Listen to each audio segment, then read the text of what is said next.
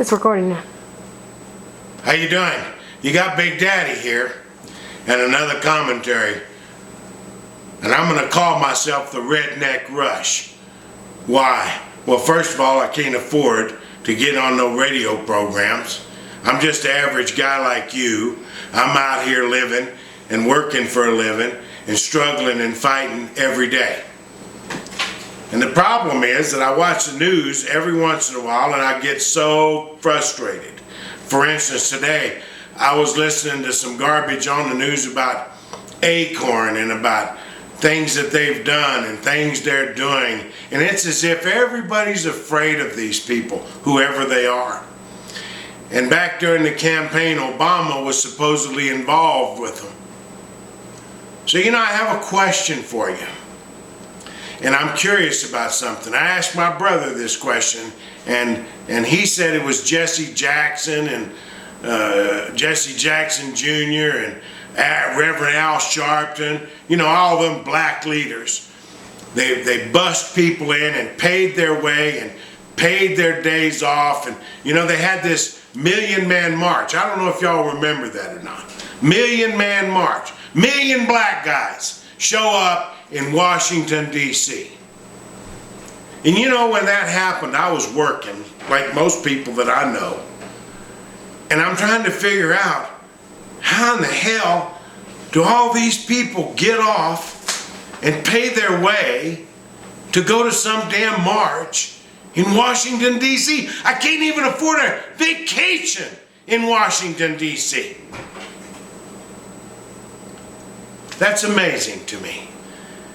And so, you know, I started thinking about it and I thought, okay, I'm going to ask you, whoever views this, I'd like for you to give some feedback, but honestly, I'd like to know something. Would you go to Washington, D.C. to march if, let's say, Rush Limbaugh, Sean Hannity, Glenn Beck, you know, and a few other people like that, big radio celebrities, got plenty of money, if they paid for the buses and they paid for the hotels, they paid for the motels, they paid for the food, would you go to a march in Washington, D.C.? Like, they just came off with this Tea Party thing. What about a million-man Tea Party in Washington, D.C.? I'm not talking about anything to disrupt the government. I'm talking about to make your opinion heard. Because that's what the Million-Man March was all about, wasn't it? A million black guys show up over there in Washington, D.C. for what purpose? Because they claim they didn't have equal rights? Hell, I'm going to be 60 years old. They've had plenty of equal rights as long as I've been around. I don't understand it.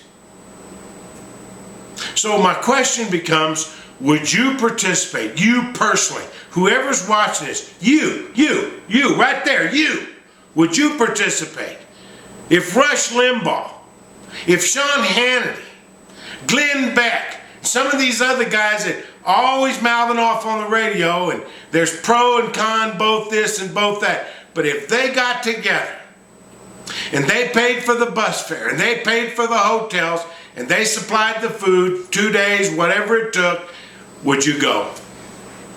And then I challenge you to email Rush Limbaugh, Sean Hannity, and the rest of them and ask them, why don't y'all do that? The black leaders do it. What about the white leaders? What's wrong with the white leaders in this country? Are y'all afraid? Are all the white leaders afraid? The black leaders ain't afraid. Every time something happens in this country and a black person is involved, they didn't get a contract, they didn't do this, they didn't get that. They're right on TV all the time. They're always on TV spouting off about what? Oh, it's racist, not equal rights. You know what? I've never seen so much bullshit. I'm turning 60 and I'm getting fed up with it. I'll be honest with you.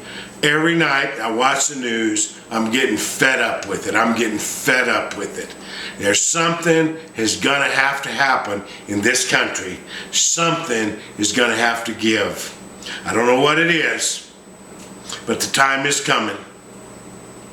And I pray and I ask God to help me be the person that I should be. But I don't know what that is. I really don't. Are we supposed to just sit back and shut up? Or maybe it's time for that so-called silent majority. Maybe it's time that we speak up, that we say something. Maybe more important than saying something or sending an email. You know what? Maybe it's time that we do something. Maybe it's time that we do something. We had the tea parties. What happened? The news media laughed at us. Laughed at you. Anybody watching this, you went to a tea, they laughed at you. They put you down because you went. But yet this country, if I remember correctly, the Boston Tea Party, what happened? Taxation without representation. Well, when they bail out California here in the next few weeks, you're going to be paying for their bailout. How much representation, how much say-so do you have in California? I live in Colorado. I got none. You tell me, is that taxation without representation? I don't know what you call it, but that's what I call it. So have a good evening. May God bless you. May you think about the future. May you look to the past. May you learn something from it. And remember, you just can't sit by and let somebody else do it. The time is now. It's now. See you later.